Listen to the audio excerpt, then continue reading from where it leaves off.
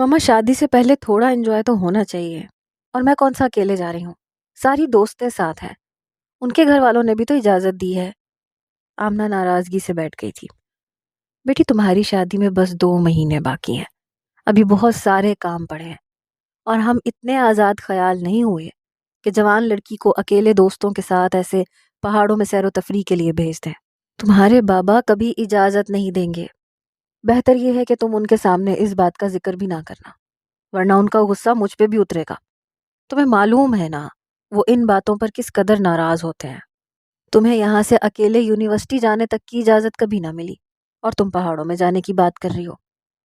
ماما please جانے دینا ماما، اس کے بعد تو میری شادی ہو جائے گی، اور آپ کو پتہ ہے نا تایا جان کی فیملی کتنی کنزرویٹو ہے۔ جس لڑکے سے میری شادی ہو رہی ہے وہ تو خود کبھی شہر سے باہر نہیں گیا، مجھے کیا خاک لے کے جائے گا۔ آمنہ کے ذہن میں فوراً ہی سرفراز کا تصور لہرایا تھا، جو اس کے بابا سے بھی زیادہ پرانے خیالات اور مزاج کا تیز تھا۔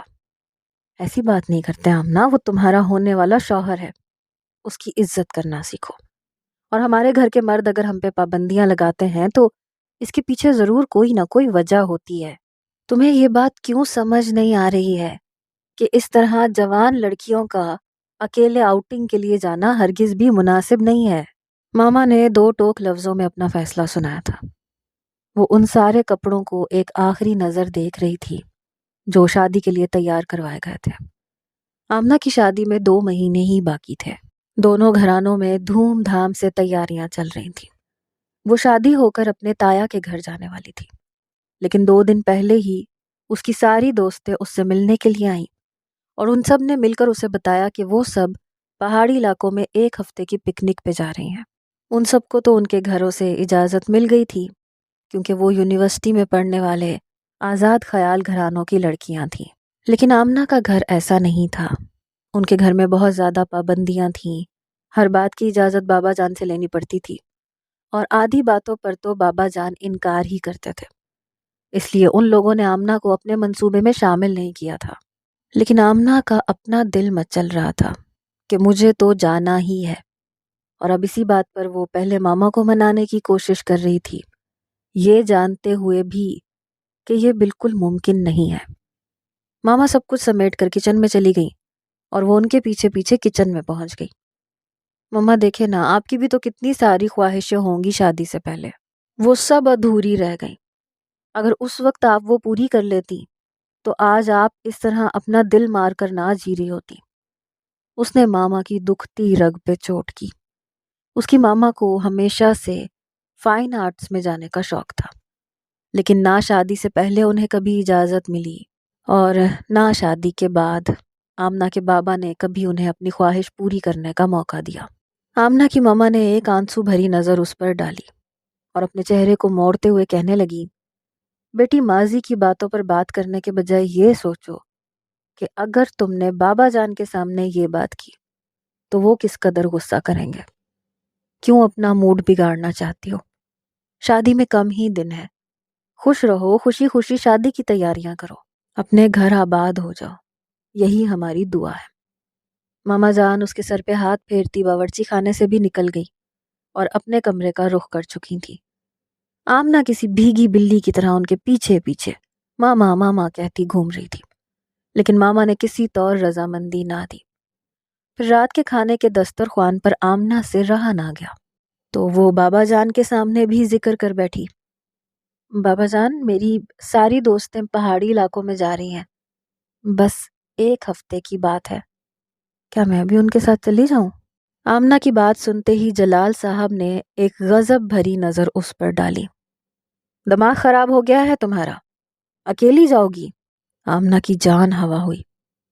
اکیلی نہیں جاؤں گی بابا جان، 6 دوستوں کا گروپ ہے۔ اس نے بڑی مشکل سے ہمت کر کے بات کی تھی۔ وہی تو کہہ رہا ہوں کہ لڑکیاں لڑکیاں جائیں گی، قیامت قریب آ گئی ہے کیا؟ میں ہرگز بھی تمہیں ایسی کسی بات کی اجازت نہیں دوں گا۔ بلکہ تم نے ایسا سوچا بھی کیسے؟ کیا تمہیں ہمارے گھر کے ریت رواج معلوم نہیں ہے؟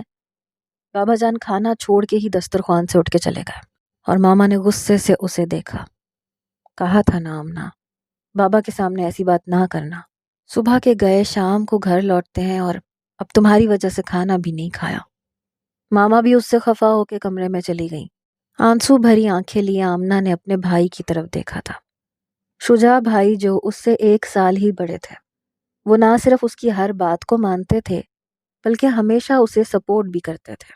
यूनिवर्सिटी में जाने की इजाज़त भी शुजा भाई की वजह से ही मिली थी, वरना इस घर में तो कोई लड़की आज तक यूनिवर्सिटी भी नहीं गई थी। कॉलेज की तालीम के बाद ही शादी हो जाया करती थी। लेकिन शुजा भाई ने उसके कहने पर सारे घर से झगड़ा मोल लिया था। बाबा को भी उन्होंने ही राज़ी किया था। इसीलिए वो एक बार फिर शुजा भाई की तरफ देख रही थी। ना बाबा ना, ये बात यूनिवर्सिटी जाने जैसी नहीं है। दूसरे शहर लड़कियां लड़कियां कैसे जाएंगी? और पहाड़ी इलाकों में तो सुना है जिन्नात वगैरह भी होते हैं। शादी से पहले ऐसे किसी एडवेंचर की ज़रूरत नहीं। सोचो किसी पहाड़ी से गिरकर चोट लग गई तो क्या होगा? शुजा भाई ने उसे सख्ती से साफ हरी झंडी दिखाई। भाई आप तो ऐसा ना कहें, आपको भी मालूम है कि बाकायदा ट्रैवल बुक होता है और कोई ना कोई गाइड साथ होता है। ये कोई पुराना ज़माना तो नहीं है कि हम पहाड़ों में घूमने जाएंगे और कुछ उल्टा सीधा हो जाएगा। अब तो पूरे गाइड और सेफ्टी इंतजामात वगैरह सब कुछ होते हैं। शुजा भाई प्लीज़, आप ही कुछ करें ना। मैं क्या कर सकता हूँ आमना, मेरे बस में नहीं है। बाबा कभी राज़ी नहीं होंगे। अच्छा तो आप चले ना मेरे साथ, आप जाएंगे तो बाबा मान जाएंगे। आमना को नई तरकीब सूझी। मैं कैसे जाऊंगा? तुम्हें नहीं मालूम कि मेरे एग्जाम्स होने वाले हैं और साथ साथ जॉब भी है। हरगिज भी छुट्टी नहीं मिलेगी। और तुम लड़कियों के बीच में मेरा क्या काम? तुम अभी अपना ये इरादा मुलतवी कर दो। मैं सरफराज से बात करूंगा, शादी के बाद वो तुम्हें ले जाएगा। शुजा की बात पर आमना ने खाने की प्लेट दस्तरख्वान पे ही पटकी और खड़ी हो गई। आपका वो सरफराज अगर मुझे किसी होटल तक भी ले गया ना, तो उसका बहुत बड़ा एहसान होगा मुझ पे। आंखों में आंसू लिए वो अपने कमरे में चली गई और शुजा सोच में पड़ गया। सरफराज की आदत से वो भी वाकिफ था। सरफराज हू बहू अपने चचा जान पर ही तो गया था। वो कभी भी आमना को किसी पहाड़ी इलाके में लेकर नहीं जाने वाला था। हालांकि पैसे की कोई कमी ना थी, लेकिन उनके घर के तौर तरीके बिल्कुल अलग थे। औरत घर की चारदीवारी में ही कैद रहती थी, उसे घूमने फिरने का कोई हक नहीं था। यही उनके घर के मर्दों की सोच थी। शुजा पढ़ा लिखा यूनिवर्सिटी जाने वाला लड़का था, इसीलिए वक्त के साथ साथ उसकी सोच बदल गई थी और वो आमना के हर सही फैसले में उसके साथ होता था। लेकिन इस वक्त आमना की एक ही जिद थी जो कि गलत थी। तन्हा लड़कियों को ऐसी जगह पर जाने की इजाज़त देना बेवकूफ़ी के सिवा और कुछ नहीं था। मगर आमना ने तो जिद पकड़ ली थी।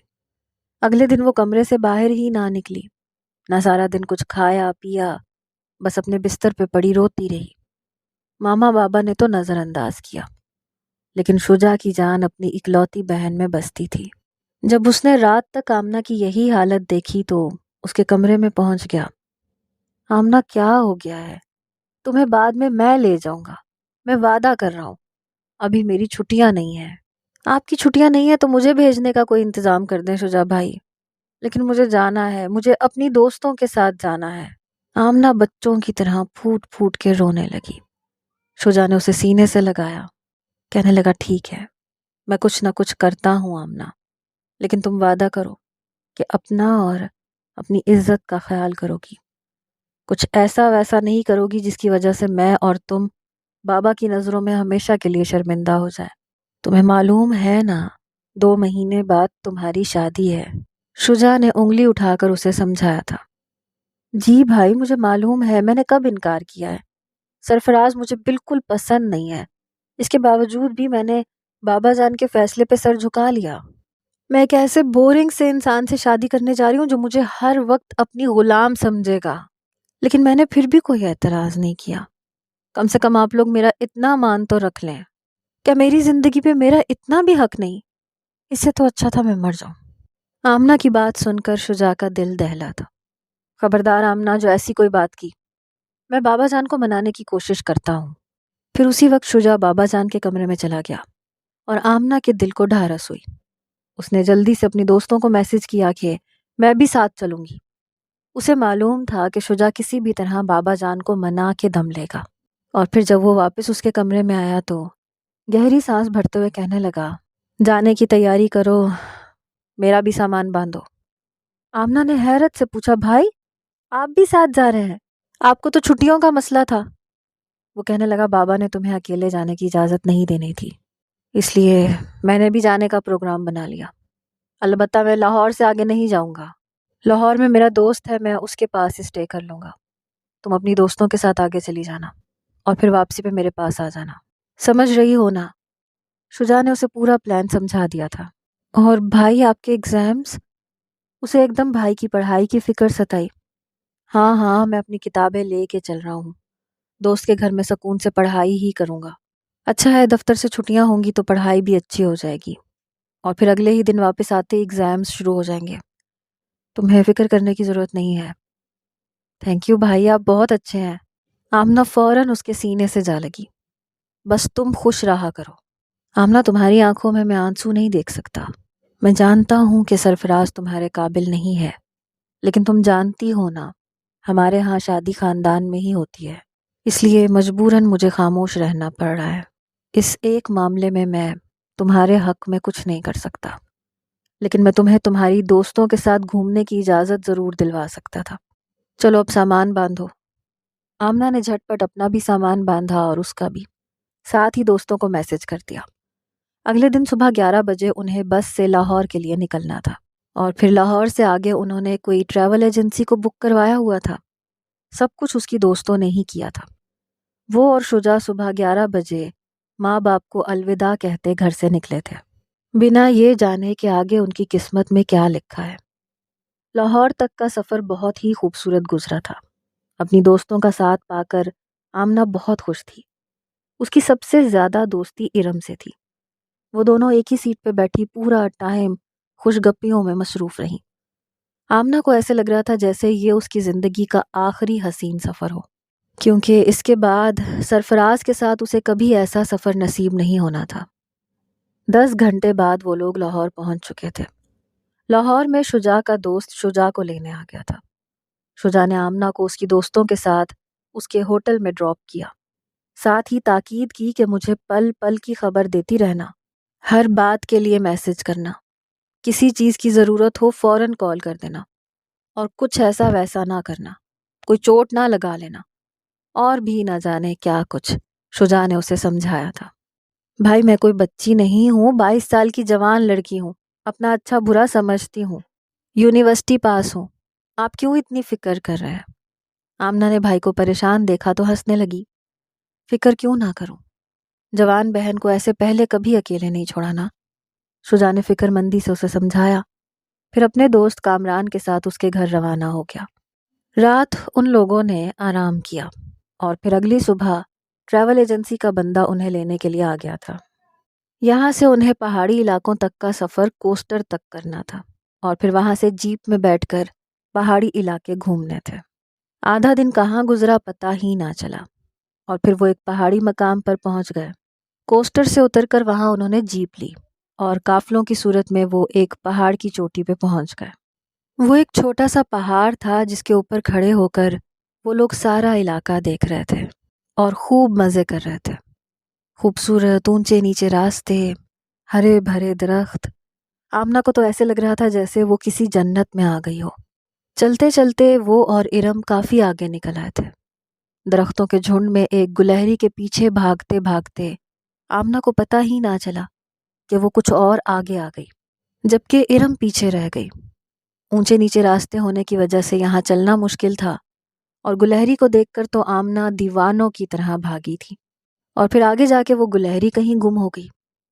आमना कुछ देर वहीं अटक गई, वापस पलटी तो थी लेकिन रास्ता समझ नहीं आया। इतने में वहाँ एक और ग्रुप भी पहुँच गया जिसमें कुछ लड़के थे। आमना को देख के वो हैरान हुए। आमना ने फ़ौरन उनसे मदद मांगी तो उनमें से एक लड़के ने हाथ आगे बढ़ाया। मेरा नाम विशाल है, मैं आपकी मदद कर सकता हूँ, आपको कहाँ जाना है? आमना ने उससे हाथ मिलाने के बजाय अपना हाथ सीने पे रखा और सर झुका के सलाम किया। फिर उसे बताया कि वो किस तरफ से आई थी।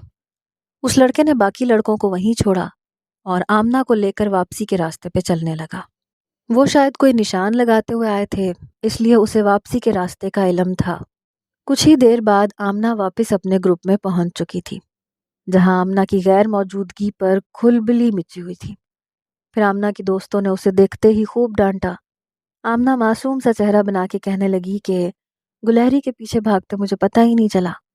پھر آمنہ نے وشال کا شکریہ ادا کیا تو وشال بغور اسے دیکھنے لگا۔ وہ انتہائی خوبصورت اور معصوم سی لڑکی تھی جو اپنی دوستوں سے بچھڑ کر کافی خوفزدہ بھی ہو گئی تھی۔ اس نے سر سے پاؤں تک آمنہ کو دیکھا، پھر مسکراتے ہوئے واپسی کے لیے واپس قدم پلٹا، لیکن اپنا دل وہیں کہیں چھوڑ آیا۔ ان پہاڑوں میں تو دل ویسے ہی بہت جلدی بھٹک جایا کرتے ہیں۔ وشال کا دل بھی کہیں بھٹک سا گیا تھا۔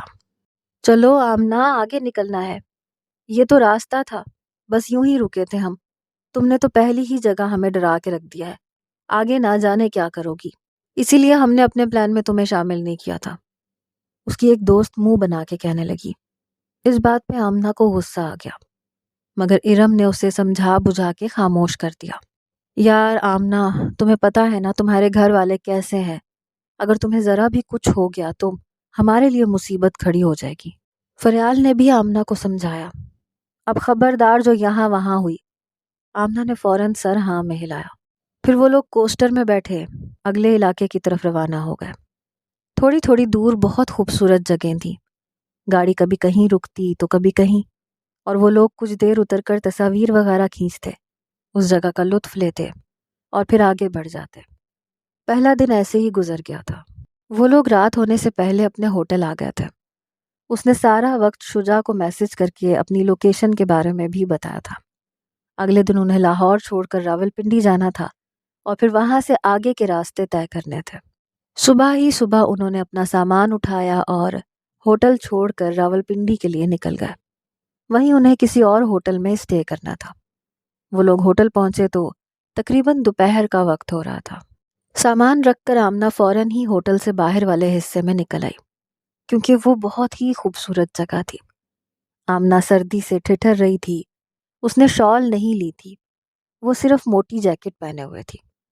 کانپتے کانپتے وہ ان جگہوں پہ نظر ڈال رہی تھی اور سوچ رہی تھی کہ کاش کبھی زندگی میں وہ اپنے ہم سفر کا ہاتھ پکڑ کر اس جگہ پر آ سکے۔ دل میں ارمان سے جاگے تھے، کاش سرفراز کی جگہ کوئی اور اس کا ہم سفر بن جائے جو اس کی طرح زندگی کو جینے والا ہو۔ اور شاید وہی لمحہ قبولیت کا تھا کہ آمنہ کی دعا عرش تک پہنچ گئی۔ اتنی سردی میں آپ بنا شال کے یہاں کیا کر رہی ہیں؟ پیچھے سے آنے والی مردانہ آواز پر آمنہ ایک دم بوکھلا کے پلٹی، پھر سامنے کھڑے وشال کو دیکھ کر اس کی سانس میں سانس آئی۔ کچھ نہیں، بس ایسے ہی، آمنہ نے سرسری سا جواب دیا تھا۔ وشال نے اپنی شال اس کی طرف بڑھائی۔ آج سردی بہت زیادہ ہے، بیمار نہ ہو جائیے گا، آپ کو ویسے بھی کچھ زیادہ ہی ایڈونچر کا شوق ہے، بیمار ہو گئی تو سب دھرے کا دھرا رہ جائے گا، وشال نے مسکراتے ہوئے اسے کہا تھا، اور اس کے چہرے پہ بھی مسکراہٹ پھیل گئی۔ پہاڑوں میں وہی لوگ آتے ہیں جنہیں ایڈونچر کا شوق ہوتا ہے، ورنہ بورنگ لوگ تو اپنے گھر میں ہی بیٹھے رہتے ہیں۔ بے اختیار ہی آمنہ کے منہ سے نکلا تھا، کیونکہ سرفراز کا خیال اس کے دل میں آ گیا تھا۔ یہ بات تو آپ نے ٹھیک کہی، لیکن ہر لڑکی کو پہاڑوں کا شوق نہیں ہوتا، کچھ خاص لڑکیاں ہوتی ہیں جنہیں پہاڑ پسند ہوتے ہیں۔ وشال اس کے سامنے ہی ریلنگ سے کمر ٹکا کے کھڑا ہو گیا۔ اس کی نظریں ایک بار پھر معصوم سی آمنہ پر تھیں، جو بلو جینز پر سفید جیکٹ اور سفید جاگرز پہنے خوبصورتی کا حسین پیکر معلوم ہو رہی تھی۔ یہ کپڑے بھی اسے شجاع نے خاموشی سے لا کے دیے تھے، ورنہ اپنے گھر میں تو ایسے کپڑوں کے بارے میں سوچ بھی نہیں سکتی تھی، لیکن شجاع نے یہ کہہ کر اسے یہ سارے کپڑے لا کر دیے تھے کہ پہاڑی علاقوں میں اس وقت بہت زیادہ ٹھنڈ ہے اور گھر کے پتلے کپڑے وہاں تمہیں بیمار کر دیں گے۔ وشال کی نظروں کو آمنہ نے ایک پل میں ہی محسوس کیا تھا، اسی لیے نظر چراتی وہ سامنے بہتی ندی کو دیکھنے لگی، جو بہت ہی خوبصورت تھی۔ اس کا شور آمنہ کو بہت میٹھا معلوم ہو رہا تھا۔ آگے کیا پلان ہے آپ کا؟ وشال نے خود ہی بات آگے بڑھائی۔ پلان؟ آمنہ چونکی۔ پلان کا تو مجھے بھی نہیں معلوم، بس جہاں میری دوستیں جائیں گی میں بھی چلی جاؤں گی، ایک ہفتے کا ہی وزٹ ہے ہمارا۔ آمنہ نے سرسری سا جواب دیا۔ میں بھی اپنے دوستوں کے ساتھ یہاں آیا ہوں، بڑی مشکل سے چھٹی ملی ہے دفتر سے، لیکن میں 6 مہینے میں ایک بار یہاں ضرور آتا ہوں۔ زندگی جیسے بدل سی جاتی ہے۔ اسے دیکھتے ہوئے وشال نے ایک نظر بہتی ہوئی ندی پر ڈالی۔ پتہ ہے اس ندی کی خوبصورتی، اس کا شفاف پانی زندگی کی خوبصورتی کا احساس دلاتا ہے۔ زندگی بھی اتنی ہی خوبصورت اور شفاف ہوتی ہے اگر کوئی محبت کرنے والا ہم سفر ساتھ ہو تو۔ وشال نے بہت آہستگی سے یہ بات کی تھی، محبت کرنے والا ہم سفر۔ آمنہ نے چونک کر اسے دیکھا۔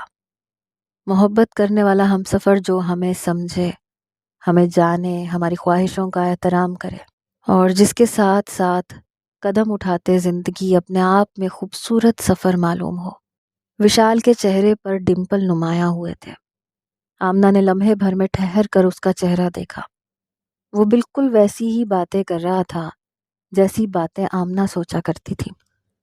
آپ کو کبھی کسی سے محبت ہوئی ہے؟ آمنہ نے بے اختیار ہی سوال کیا۔ پہلے تو نہیں ہوئی تھی لیکن اب لگتا ہے ہو گئی ہے۔ وشال نے بغور آمنہ کی جانب دیکھا تھا اور آمنہ جیسے پزل سی ہو گئی تھی۔ ایک لمحے میں ہی اسے وشال کی بات کا مطلب سمجھ میں آیا اور وہ بری طرح گھبرا کے واپسی کے لیے پلٹ گئی۔ کمرے میں آتے ہی دروازہ بند کر کے گہری گہری سانسیں لینے لگی۔ ارم جو بستر پر لیٹی تھی اسے دیکھتے ہی اٹھ بیٹھی۔ تمہارے اندر کون سا کیڑا ہے؟ ابھی تو اتنا لمبا سفر طے کر کے آئے ہیں، کچھ دیر آرام کر لو، پھر باہر ہی جانا ہے۔ لیکن نہیں، تمہارے پیروں میں تو پہیے لگے ہیں، تمہیں بس گھومنے پھرنے کی لگی رہتی ہے۔ ادھر آؤ، سردی لگ گئی تو مصیبت ہو جائے گی۔ ارم نے ہاتھ کا اشارہ کرتے ہوئے اسے اپنی رضائی میں بلایا تھا۔ آمنہ خاموشی سے اس کے پاس جا کے بیٹھ گئی۔ کمرے میں ہیٹر چل رہا تھا اس لیے ٹھنڈ کافی کم لگ رہی تھی۔ کیا کرنے گئی تھی باہر؟ آمنہ نے خالی خالی نظر اس پہ ڈالی اور خاموشی سے انکار میں سر ہلایا۔ کچھ نہیں، بس یوں ہی۔ اتنا کہہ کے وہ چپ ہو گئی۔ وشال کی باتیں اس کے ذہن میں گونج رہی تھیں اور پھر بڑی تیزی سے اس نے اپنا ذہن جھٹکا تھا۔ زندگی سرفراز کے نام سے شروع ہو کر اسی کے نام پر ختم ہونے والی ہے۔ اس میں کسی وشال کا کہیں کوئی شائبہ تک نہ تھا۔ پھر وہ کیوں اس شخص کے بارے میں سوچ رہی تھی جس سے ملا اسے ایک ہی دن گزرا تھا؟ کچھ دیر آرام کرنے کے بعد وہ ساری دوستوں کے ساتھ باہر کی طرف نکل گئی۔ مغرب کے بعد یہاں اندھیرا چھا جاتا تھا۔ جتنی بھی سیر و تفریح کرنی ہوتی مغرب سے پہلے کرنی ہوتی، اسی لیے تھکے ہونے کے باوجود ساری دوستوں نے فوراً ہی گھومنے پھرنے کا پلان بنایا۔ وہ لوگ پیدل ہی نکلے تھے اور اونچے نیچے راستوں پر پیدل چلتے چلتے کافی ساری تصاویریں بنا رہے تھے۔ ایک دو جگہ اسے وشال کا گروپ بھی نظر آیا جسے اس نے جان بوجھ کے نظر انداز کر دیا۔ اپنے دل کو اس نے سمجھایا کہ اس شخص سے دور رہنا ہے، لیکن قسمت ہمیں ہمیشہ اسی کے قریب کرتی ہے جس سے ہم دور رہنا چاہتے ہیں۔ وہ دن تو یوں ہی گزر گیا تھا، لیکن اگلی صبح آمنہ اپنی دوستوں کے اٹھنے سے پہلے ہی اٹھ کے ہوٹل سے باہر نکل آئی تھی۔ اس نے فجر کی نماز ادا کی، اپنا کمرہ چھوڑ دیا۔ وہ اس ایک ہفتے کو پوری طرح انجوائے کرنا چاہتی تھی، جبکہ اس کی دوستیں اپنی نیند بھی ساتھ ساتھ پوری کر رہی تھیں، مگر آمنہ کی تو نیندیں اڑی ہوئی تھیں۔ اس ایک ہفتے میں اسے پوری زندگی جینی تھی، اس لیے وہ جاگرز پہنے ہوٹل سے باہر پکے راستے پر ایک کونے پر تیز تیز چلنے لگی۔ تیز تیز چلنے کی وجہ سے سردی کا احساس تھوڑا کم ہو گیا تھا۔ ہوٹل میں کام کرنے والے ایک بچے نے اسے بتایا تھا کہ آگے کی طرف ایک بہت خوبصورت سی چھوٹی سی پہاڑی ہے جس سے ایک جھرنا بہتا ہے، لیکن وہ جگہ یہاں سے کافی دور ہے اور وہاں بہت کم ہی سیاح جاتے ہیں کیونکہ اتنا لمبا سفر پیدل طے کرنا پڑتا ہے۔ اس راستے پر کوئی جیپ وغیرہ نہیں جاتی، درمیان میں کھائیاں ہیں اور ان پر پشتے بنے ہوئے ہیں۔ خوبصورت جھرنے کا سنتے ہی وہ اپنے آپ کو روک نہ سکی اور اکیلی ہی نکل آئی۔ ارم بھی سو رہی تھی اس لیے وہ کسی کو بتا بھی نہ سکی۔ اس جھرنے پر رش بالکل بھی نہ تھا، شاید صبح وہ بہت جلدی نکل آئی تھی اسی لیے ابھی سیاح اس جگہ نہیں آئے تھے۔ وہ ایک ویران سی جگہ پہ پہنچ گئی اور خاموشی سے اس جھرنے کے قریب ہی بیٹھ گئی۔ ساری زندگی اس کی آنکھوں کے آگے گھوم رہی تھی، ساتھ ہی بار بار سرفراز کا خیال بھی آتا۔ کہ کاش کوئی ایسا معجزہ ہو جائے کہ سرفراز سے میری جان چھوٹ جائے۔ ساری زندگی ایک ایسے شخص کے ساتھ گزارنا جس کے لیے عورت صرف اور صرف ایک غلام ہو، آمنہ کے لیے ناممکن سا تھا۔ وہ دل ہی دل میں سوچ رہی تھی کہ وہ کبھی ان جگہوں پر دوبارہ نہیں آ سکے گی۔ جبھی پیچھے سے کسی نے اس کے کندھے پہ ہاتھ رکھا، اس نے پلٹ کے دیکھا تو وہ ایک عجیب و غریب سا لڑکا تھا۔ لمبے لمبے بال کندھوں پہ جھول رہے تھے، ہاتھوں میں انگوٹھیاں، اور اس کے کپڑے بتا رہے تھے کہ وہ کسی امیر گھرانے کا بگڑا ہوا لڑکا ہے۔ پیچھے کھڑے دو چار لڑکے اور نظر آئے جو کچھ فاصلے سے رک گئے تھے اور اسی کی جانب دیکھ رہے تھے۔ شاید وہ اس کے دوست تھے جو آمنہ کو تنہا پا کر اس کی تنہائی کا فائدہ اٹھانے چلے آئے تھے۔ آمنہ کی جان نکلی تھی۔ کیا بات ہے پرنسس، اداس ہو کیا؟ اس نے بڑی تیزی سے آمنہ کے کندھے پر دباؤ بڑھایا اور آمنہ گھبرا کے پیچھے ہٹی۔ یہ کیا بدتمیزی ہے؟ کون ہے آپ اور یہ کیا طریقہ ہے؟ آمنہ کو احساس ہوا کہ اس وقت اس جگہ وہ بالکل اکیلی ہے۔ میں نے سوچا آپ کی تنہائی دور کر دوں، لگتا ہے بالکل تنہا ہے آپ۔ یہ کہہ کر وہ 2 قدم آمنہ کے قریب آیا اور آمنہ 2 قدم پیچھے ہٹی۔ شامیر، تو اس لڑکی کے ساتھ مزے کر، ہم وہاں پیچھے کھڑے ہیں، شاید اس کی کوئی اور سہیلی ہمارے ہاتھ لگ جائے۔ یہ کہہ کر وہ 3 لڑکے واپسی کے لیے پلٹے اور آمنہ کے ہاتھ پاؤں تھر تھر کانپنے لگے۔ دھیرے دھیرے وہ ندی کے قریب ہوتی جا رہی تھی۔ پانی کے بہاؤ کی آواز اس کے کانوں میں تیز ہو رہی تھی۔ اس نے گھبرا کے پلٹ کے دیکھا تو وہ بالکل کنارے تک پہنچ چکی تھی اور وہ لڑکا قدم قدم اس کی جانب بڑھ رہا تھا۔ یہاں سے بھاگنے کا کوئی راستہ اسے نظر نہیں آ رہا تھا۔ اس کی آنکھوں میں آنسو جھلملانے لگے۔ دیکھیں، میں اپنے گروپ کے ساتھ ہوں، آپ ابھی اور اسی وقت یہاں سے چلے جائیں ورنہ شور مچا کے میں سب کو جمع کر لوں گی۔ آمنہ نے ہمت کر کے اسے ڈرانے کی کوشش کی۔ ارے مچائے نا شور، آپ کو پتہ ہے صبح کے 7 بج رہے ہیں اور یہ جگہ جہاں موجود ہے یہاں اتنے سیاح نہیں آتے کیونکہ اس سے آگے اور کوئی پوائنٹ جو نہیں ہے۔ آبادی والے بھی ادھر کا رخ تھوڑی کم ہی کرتے ہیں۔ آپ کو نہیں پتہ یہ جگہ مشہور ہے اس بات کے لیے کہ یہاں بھوت پریت رہتے ہیں۔ اس نے آمنہ کو ڈرایا تھا۔ آمنہ کا سانس سینے میں ہی اٹک گیا۔ شجاع بھائی، بے اختیار ہی اسے بھائی کا خیال آیا۔ وہ لڑکا ایک قدم اور بڑھا، اس کے بالکل نزدیک آ گیا۔ آمنہ کے پاس اب پیچھے ہٹنے کی کوئی گنجائش نہیں تھی کیونکہ ایسا کرتے ہی وہ اس ندی کے تیز بہاؤ میں بہہ جاتی۔